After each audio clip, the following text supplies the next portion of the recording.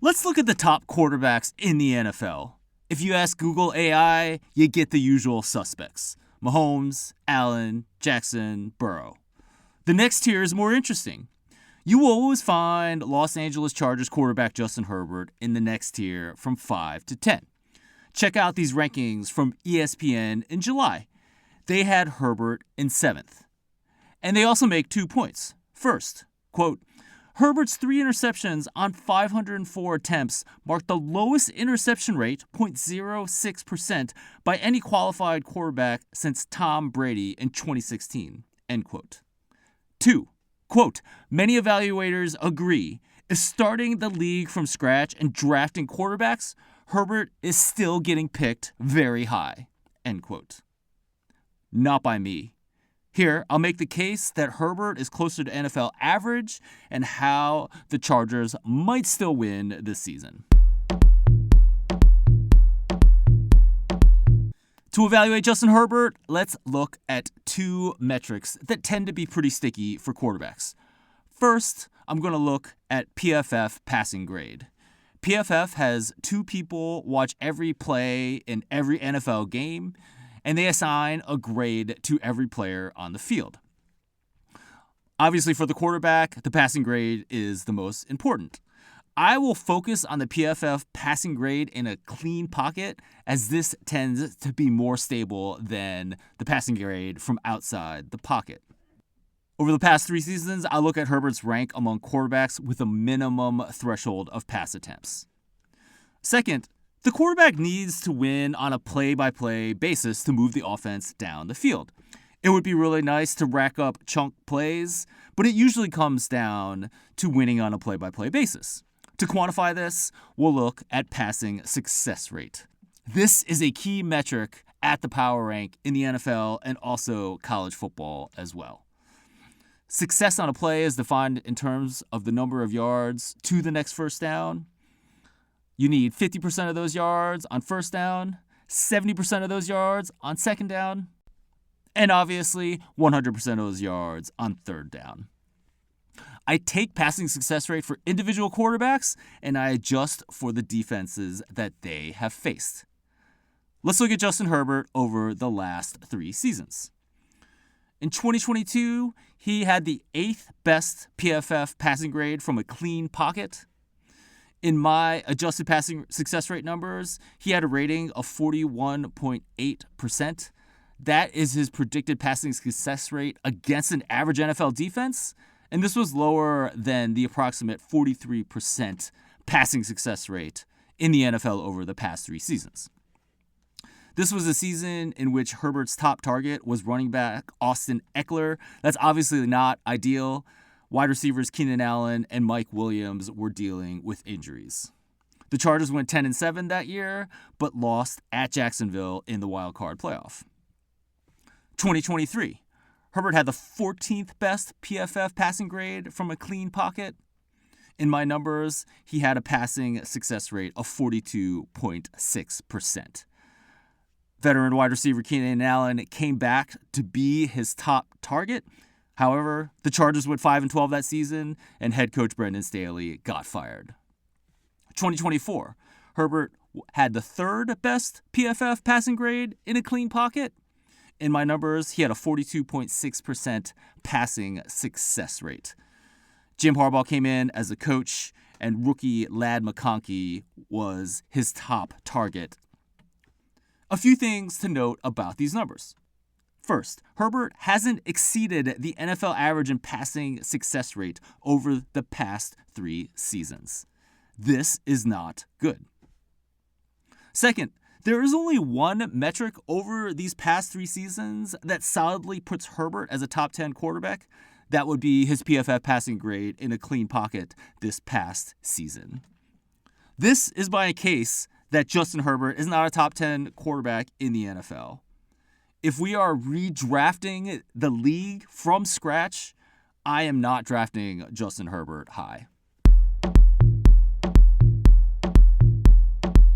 You can definitely make the case that you don't need great passing success rate numbers to have team success. Just look at Jalen Hurts. Last year for Philadelphia, he had an adjusted passing success rate of 43.4% in my numbers. That is also right at NFL average. He had help from an all-time great season from running back Saquon Barkley. But the real reason that the Eagles won the Super Bowl was that they drafted two aces in the secondary, cornerbacks Quinyon Mitchell and Cooper DeJean. They were crucial in beating Kansas City in the Super Bowl. I usually like to fade a Super Bowl champion that has a quarterback like Hurts with suspect numbers, but I won't. And the reason is because of Quinyon Mitchell and Cooper DeJean. There are some signs that the Los Angeles Chargers have those types of chops on defense. When Harbaugh came over last year, he brought over defensive coordinator Jesse Minter from Michigan. And the Chargers defense had an excellent season. Let's look at them in terms of passing success rate. Again, these are these adjusted numbers where I account for the opposing quarterbacks. The Chargers finished third in my adjusted passing success rate. I can also evaluate defenses by yards per pass attempt. This includes negative plays from sacks. I will take yards per pass attempt and again adjust for strength of opposing quarterback with my algorithms. The Chargers weren't as good here, but they were still pretty solid at 10th in the NFL in my adjusted yards per pass attempt. These numbers are even more impressive if you consider the circumstances on the team. Minter was expecting Asante Samuel Jr. to play a critical role in the secondary. However, the cornerback went down with a shoulder injury in Week 4 and missed the rest of the season. At points during last season, the Chargers had two rookie cornerbacks out there. One of them was Tarheeb Still from Maryland, and he actually graded out really well. PFF gave him a coverage grade of 75. You're looking at an NFL average of about 60 for cornerbacks. They also threw Cam Hart out there, the rookie from Notre Dame. He wasn't as good, but his PFF coverage grade of 58 is still pretty solid. Minter has a solid track record. The previous year at Michigan, they won a national championship, and a big part of this was the defense. When I take success rate in college football and adjust for who you're playing, Michigan ended up third in college football that season. And look, the schedule adjustments were really crucial for Michigan that year in college football because of their really soft early season schedule. Minter has been great the past two seasons, but defensive performance tends to be volatile from season to season. If you had to guess whether the Chargers' pass defense is going to get better or worse than last season, you have to go with worse. Let's get back to one final point about Justin Herbert. Interceptions. It is true what ESPN said about Herbert. He only threw 3 interceptions during the regular season. But ESPN did not mention that he followed that up with 4 interceptions in a dreadful playoff loss at the Houston Texans. But Ed, you might say, that's a small sample size of one game. And you could point out that Justin Herbert had an excellent 1.3% interception rate for the 2024 season. Also, you might note that Justin Herbert has had a 1.5% interception rate or better in the 2 previous seasons before that. So in each of the past 3 seasons, he's been significantly better than the NFL average of 2.2% as an interception rate. He's just good at not throwing picks, right? No. Interception rate is not a good way of predicting future interceptions. In my research, I started looking at both interceptions and passes defended, plays in which a defense gets a hand on the ball or jars the ball loose with a hit. Bad balls are the sum of interceptions and passes defended. And essentially, these are all the situations in which the quarterback puts the football in a dangerous situation. When I look at bad ball rate, I find that this is a much better way of predicting future interceptions. In addition, it's really helpful that bad ball rate is particularly sticky for quarterbacks from season to season. Over the last 3 seasons, Herbert has had a bad ball rate of 11.7%. only slightly better than the NFL average of 12.1%.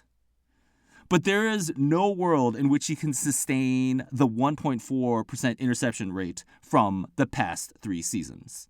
My model predicts that he will have an interception rate of 2.2%, right at NFL average. Of course, I made basically this exact same prediction last season, and it was off. Herbert had a great 1.3% interception rate last season. I am not deterred. Here's the take-home message. Justin Herbert has enjoyed sustained luck in not throwing interceptions. That will end in 2025. Justin Herbert looks the part of NFL quarterback. 6 feet, 6 inches tall with a rocket arm. However, the data suggests that Herbert is not a top 10 quarterback. I feel like he is closer to NFL average. In addition, the Chargers didn't do much to help him at the receiver position. I think Ladd McConkey is an elite talent, and they're hoping to fill in the pieces with Quentin Johnson, and then they drafted Trey Harris out of Ole Miss in the 2nd round. Maybe Herbert can improve with this supporting cast. And maybe it's enough to overcome looming regression on defense and interceptions. But I doubt it. Thank you for listening. My name is Ed Fang, your host for the Football Analytics Show. This episode is part of the 2025 Preview Series, a daily series of podcasts to get you ready for football season. This preview series is brought to you by the Power Ranks Sports Betting Newsletter. Looking for some action on any given weekend? This is the free service for you, as 5 Nugget Saturday is my curated list of tips and analytics. To sign up for free, go to thepowerrank.com. That's ThePowerRank. Members of the Power Rank get access to all my best predictions, analytics, and analysis. There are football spreads, totals, and props every week of the season. To learn more about how to support my football analytics work, go to thepowerrank.net. This is a URL that will take you to a page where you can learn more about a membership to the Power Rank.